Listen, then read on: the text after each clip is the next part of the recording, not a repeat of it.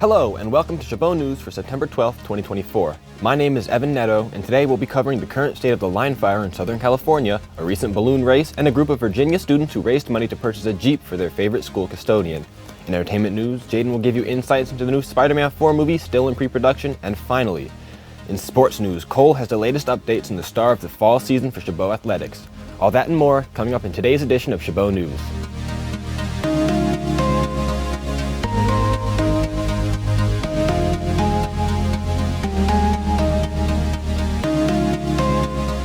The line fire has already scorched more than 23,000 acres in San Bernardino County since ignited on Thursday, September 5th. Authorities say the blaze was about 5% contained as of the following Monday. More than 2,000 firefighters are out, working to put it out. The California National Guard has been deployed by Governor Gavin Newsom for additional air and ground support. Some communities in the San Bernardino County area, including Seven Oaks and Angeles Oaks, are under evacuation orders. We sent our reporter Alan Sampson out onto campus to ask what students think about California wildfires. The Department of State of California Forestry has not done the job they're supposed to do, and they've let too many environmentalists influence the laws and rules to keep the vegetation down, and we've just let the big trees and we left the stuff on the ground to create these large fires. Wildfires, yeah, it's definitely a scary thing. I don't know how much I can do about it personally, apart from, if the neighbors are grilling or if something's like smoking, I'd check in with them and be like, hey, is everything okay? I unfortunately don't have any preparation for wildfire. I think it'd be great to learn more about it and to know what to do to be prepared. So I think more resources on that would be great for us. Stopping them before they even happen would be best. And there's ways to do that. First of like maintaining power lines and stuff like that. Also the native peoples, the indigenous peoples used to do like controlled burns and stuff to make sure that this thing wouldn't happen even back before colonial times. I would say make sure you throw your the proper garbage in garbage cans, like batteries and stuff that can cause fires. Thanks, Alan. Those were some interesting answers. Please remember to keep all flammable items away from dry areas to help prevent any sparks or fires. NASA says the Europa Clipper spacecraft is set to launch next month to explore one of Jupiter's moons. On Monday, September 9th, the spacecraft passed a key milestone and has been approved for launch. Europa is an ice-covered moon that may have the potential to support life on its salty, subsurface ocean. The Europa Clipper carries instruments that could determine whether life is possible outside of Earth. The next launch window opens on October 10th. Last weekend was a Lollapalooza for hot air balloon enthusiasts in Nevada. The Great Reno Balloon Race kicked off on Friday, September 6th. More than 150,000 people flocked to Nevada for the three-day celebration. The annual event is free to the public, but visitors still bring an economic impact of more than $6 million to the area. The Great Reno Balloon Race is the world's largest free hot air ballooning event and is always held on the first weekend after Labor Day. And now we head over to our entertainment board for a look at entertainment news with our announcer, Jaden Gomez. Thank you, Evan. Multimedia outlets are reporting Shang-Chi's director Dustin Daniel Cretton is in the talks to direct the next Spider-Man film. The news confirms Tom Holland is likely to play into the Spider-Man role again. This will be Holland's fourth feature in the Spider-Man film, and Cretton would be the fourth director to helm a Spider-Man movie. Sources tell me the Hollywood Reporter movie will shoot in 2025. There is no word on what the plot might be. The Spider-Man movies are co-produced by Sony and Marvel Studios, which is owned by Disney. Spider-Man is one of the biggest franchises in Hollywood, with the previous film installment grossing nearly $2 billion after coming out in December 2021. A bag of Cheetos found underground is deemed world-changing, and a choking competitive eater is saved by a Good Samaritan governor. A case of littering had a chain reaction on the environment that officials of the National Park Service say cannot be overstated, all from a bag of cheesy snacks found underground. Jeremy Roth has the exclusive. A bag of Cheetos with world-changing implications? It sounds a little cheesy, but officials are saying this little bit of litter had a whole lot of environmental effects. It started with a National Parks post about an open bag of Cheetos found dropped inside New Mexico's famous Carlsbad Caverns, where only water is allowed, and for good reason. The post said aside from the risk of attracting animals, the snacks, softened by the cave's humidity, formed a perfect environment to quickly spread mold and fungi via curious critters like insects. Rangers reportedly spent 20 minutes removing resulting molds and debris from inside the cavern to mitigate the effects. I mean, I know Cheetos claim to be dangerously cheesy, but who knew? All kidding aside, rangers say the spilled snack may seem trivial, but, quote, to life in the cave, it can be world-changing. From dangerously cheesy to dangerously chewy, a man caught on camera choking during a lobster roll eating contest was saved by an unexpected first responder, the governor of New Hampshire. Christian Moreno was chomping away in his first competitive eating contest ever when he's seen displaying visible choking cues. Luckily, Governor Chris Sununu, who was standing nearby, spotted the signs. I started saying, he's choking, so I just moved forward and immediately started to kind of give him the Heimlich. Sununu's quick actions successfully dislodged the lobster, and Moreno continued on, blissfully unaware, to the tune of 7 more rolls. My counter came up to me and made a joke and was like, oh, I bet nobody else can say that they've gotten a Heimlich from the governor before. I looked at him and was just like, that was the governor? Moreno later met his Heimlichen hero and says he plans to return to the competition even if there aren't any friends in high places there to have his back. For Take a Look at This, I'm Jeremy Roth. Thanks, Jeremy. Due to all the littering that has occurred, National Park Service officials will keep a closer eye to prevent germs and other people littering as well. On the other hand, Christian Moreno, the man who was choking on the lobster contest eating, is alive and well. Well, that's a wrap for this week's entertainment news. I'm Jaden Gomez. Now back to you, Evan. Thanks, Jaden. In Northern California news, a disturbing story near Sacramento. A homeowner found a severed pig's head on his front doorstep on Monday, September 9th. Now, police are investigating the incident as a hate crime. The family said they've never experienced anything like this in the nearly 20 years that they've lived there. We have to warn that some viewers might find this story difficult to watch. Andres Valles reports. This is where it was, sitting over here. And then the head, this was the head, and it was pointing to the door. And it had a nail on its nose. A disturbing sight to wake up to for this Natomas resident, asking us to conceal his identity after someone placed a severed pig's head on his doorstep. That's kind of intimidating, disturbing, and a bit frightening as well. Security camera video shared with KCRA3 shows a person in a hooded sweatshirt dropping off the pig's head just before 10:30 Sunday night. Sacramento police now investigating this as a potential hate crime. Sacramento police, and they came over, took pictures, and asked me questions, asked my son some questions as to what I thought it was, whether it was a hate crime aimed at me. If it was, it's quite disturbing. I don't know why somebody would do that.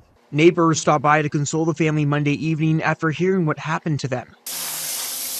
And as they clean the front doorstep, they're left with more questions than answers. Why would somebody take so much time in the middle of the night to go ahead and do this? To what end, and what was the purpose? And sometimes you can't rationalize with these people, but I'd like to understand why. Thanks, Andres. Police are still working to gather more surveillance footage that might lead them to the suspect. This is why people love dogs. A brave pooch in California is being hailed as a hero for staying with her disabled owner during a house fire last month. Crews rescued both of them just in time, but it's possible the woman would have died if the dog hadn't been with her. Mike Tissell has the story. This is Maya, and this, the emotional scene as the dog's owner reunited with the veterinarians who saved the dog and the rescuers who saved his wife. I tried to get my wife out of the fire, and I couldn't, and it's thank God that they were trained, that were able to get her out, because if another minute longer, she probably wouldn't have made it.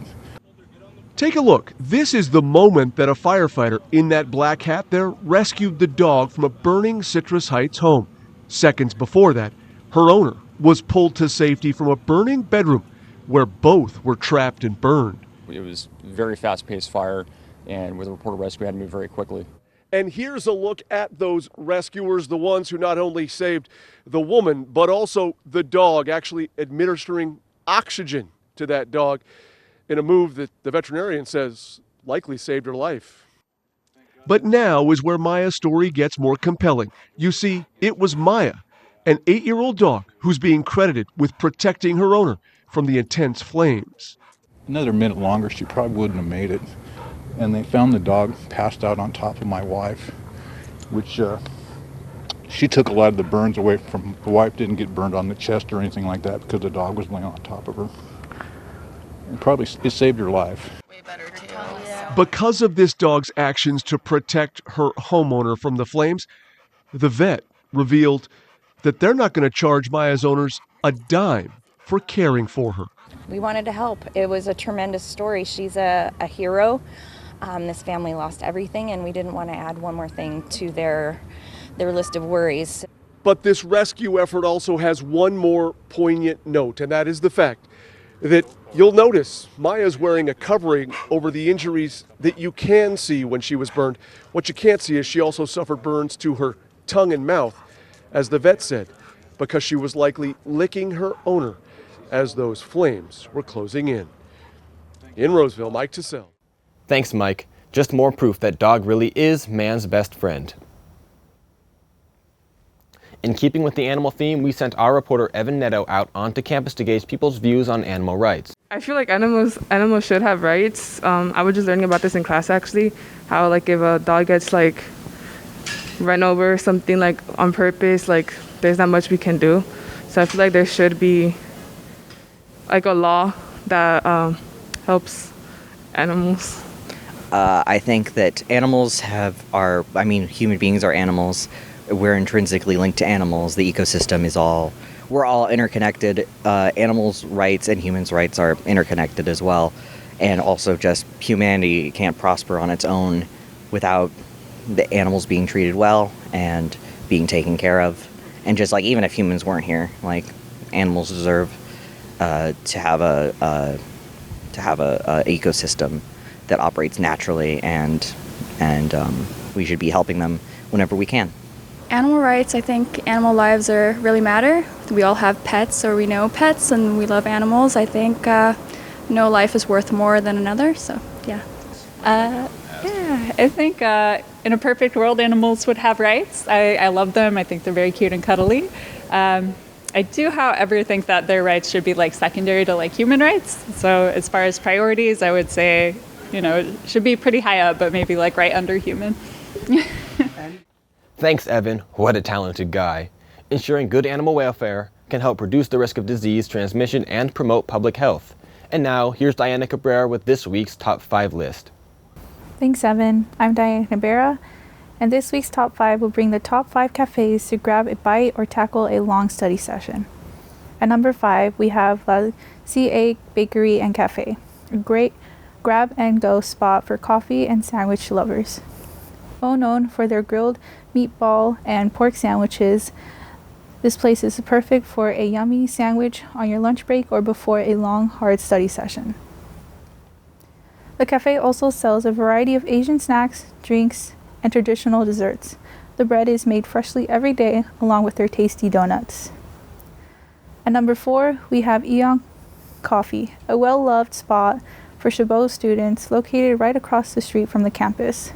The cafe has a variety of fresh foods and treats for the students, including fruit sandwiches, grilled cheese, and of course coffee.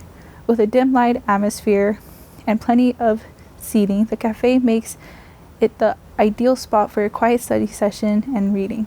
The cafe has any fix you may need: cold brew, espresso, matcha, teas, and more. If you're looking for a close-by location to visit between classes, this is a spot. At number 3, we have Bruja Coffee, located near Arroyo High. This cafe is not only iconic for their delicious horchata iced coffee, but also their beautiful eating area, perfect for a long study session.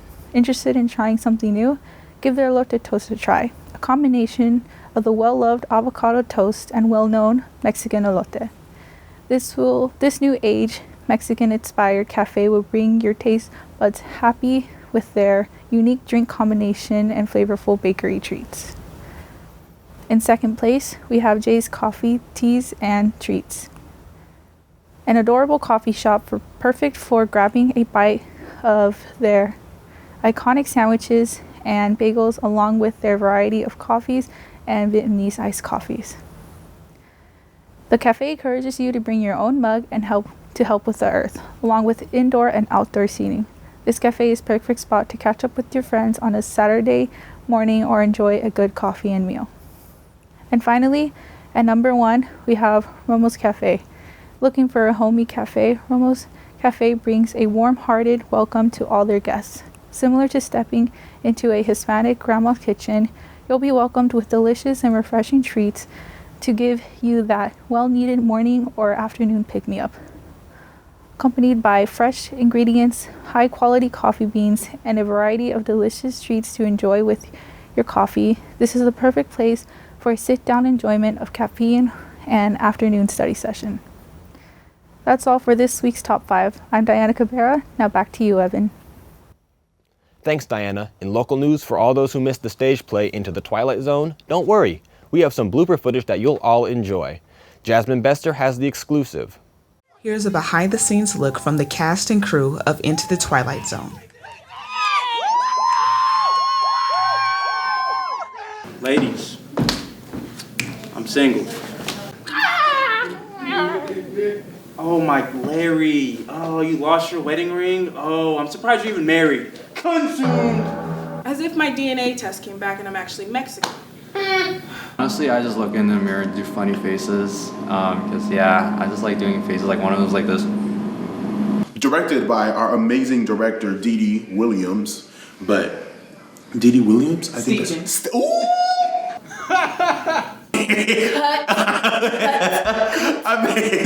I bet Dee Dee Stevens. My bad. My bad. I was. I don't know who. Look on your face. I don't know who Dee Dee Williams is. I hope she has a nice day though. Let's have Quincy. Bang! It's all good to win. It's all good. Yeah. It's all good. You guys got it. Let's get it. Let's get it. And that's on period.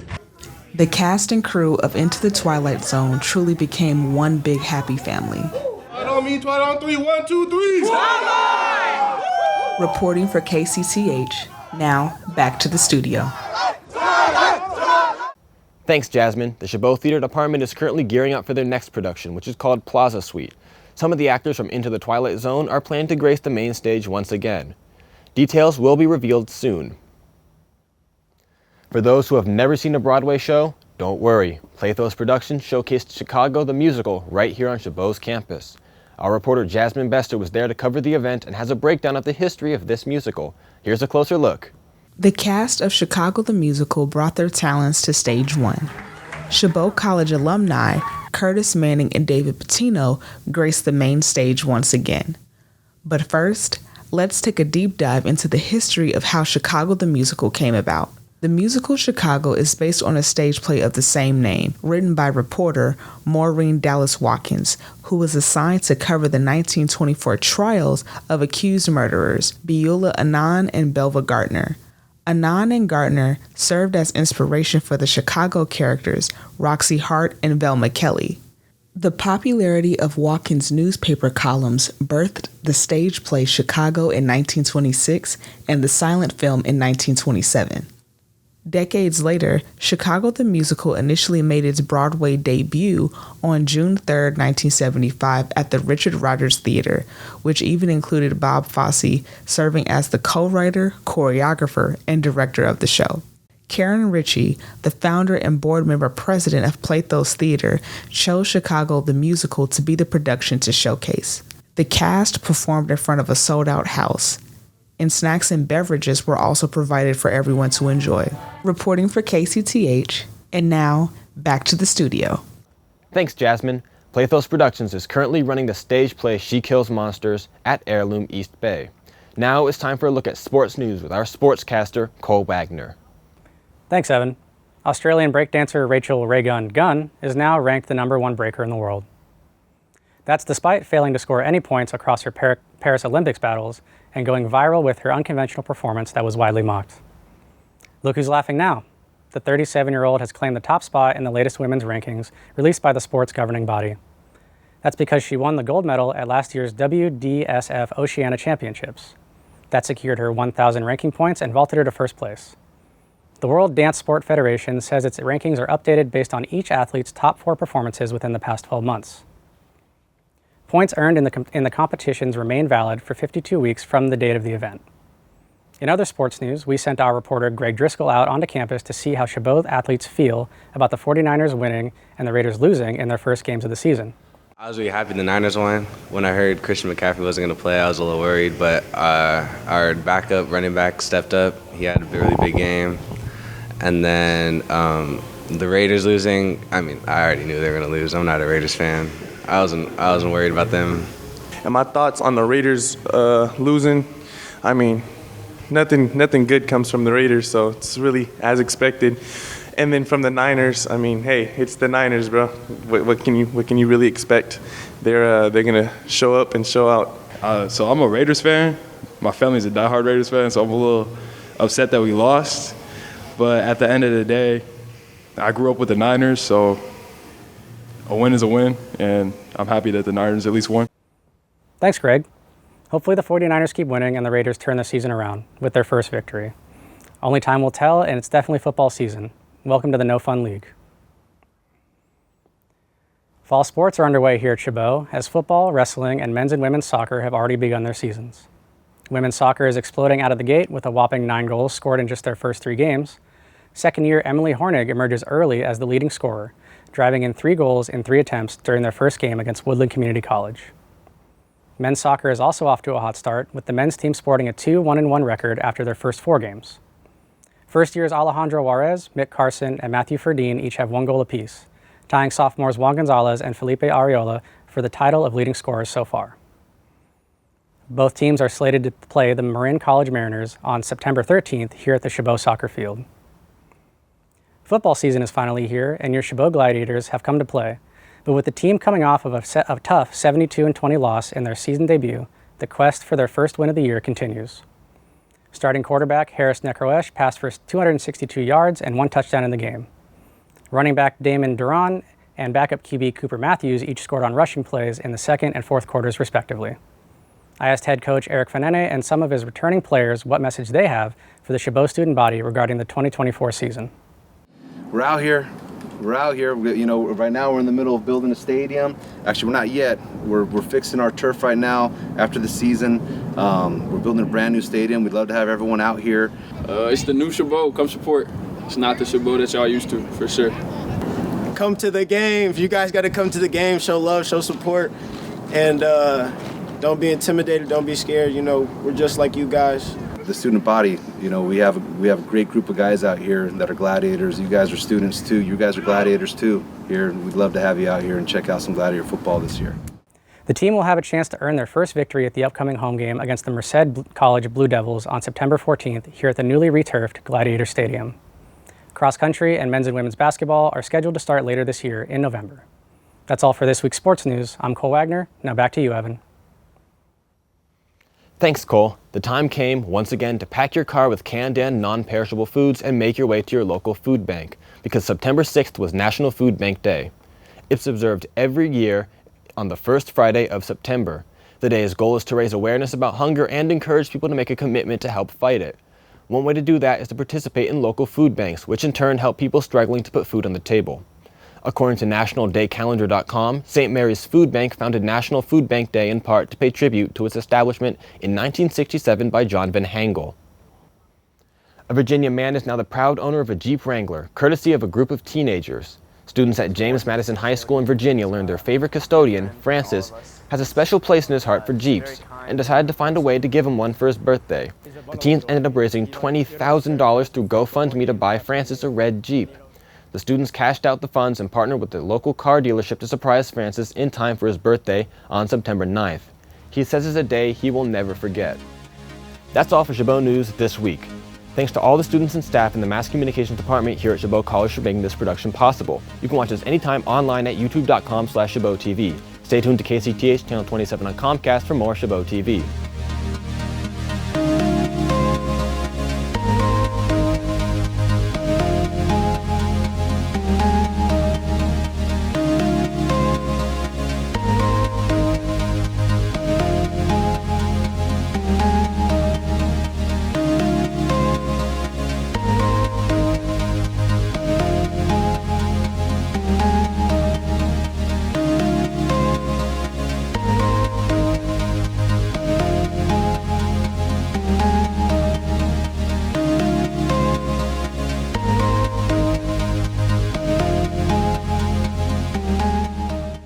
Watch Chabot TV on Fire TV, Roku, and Fire TV Plus using the Cablecast ScreenWeave app. Tune in on Comcast channels 27 and 28 or channel 99 on AT&T UVerse for convenient viewing.